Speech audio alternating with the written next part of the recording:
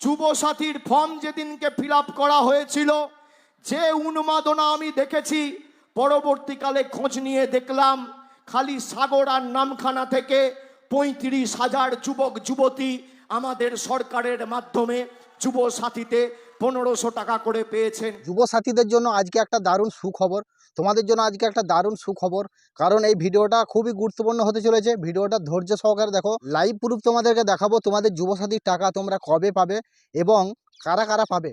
তো অনেকে চিন্তায় আছে, ফর্ম জমা দিয়েছি, আমার হয়তো কৃষক বন্ধু পাই বলে আমি হয়তো যুবসাথীর টাকা পাচ্ছি না।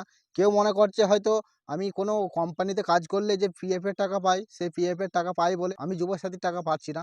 তো আজকে আমি সব ডাউট ক্লিয়ার করে দেবো এই ভিডিওর মধ্যে।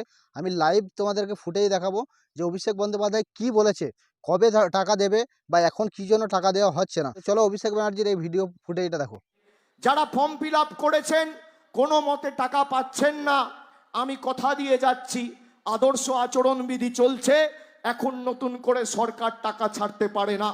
4 মে ফল বেরোবে, 15 দিনের মধ্যে যারা বাকি রয়েছেন সবাই যুবসাথীর টাকা পাবেন, কেউ বাদ যাবেন না। 4 মে ভোটের রেজাল্টের পর সবার অ্যাকাউন্টে টাকা ঢুকে যাবে, কেউ বাদ থাকবে না। কিন্তু একটা সমস্যা আছে, কেউ যদি কোম্পানিতে কাজ করে থাকো, পিএফের টাকা পাও, তাহলে কিন্তু এটা ঠিক বলা যাচ্ছে না সে পাবে কি না। যদি ঠিকঠাকভাবে ভেরিফিকেশন হয় তাহলে কিন্তু টাকা নাও পেতে পারে, এরকম জানা যাচ্ছে।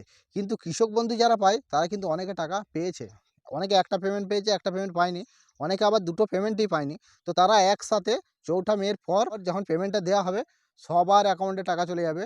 যারা দুটো পেমেন্ট পায়নি দুটো পেমেন্ট পাবে, যারা একটা পেমেন্ট পায়নি তারা একটা পেমেন্ট পাবে। তো ভিডিওটা কেমন লাগলো কমেন্টে জানাবে, ভিডিওটা ভালো লাগলে লাইক করবে, চ্যানেলে প্রথমবার এসে থাকলে চ্যানেলটিকে অবশ্যই সাবস্ক্রাইব করবে।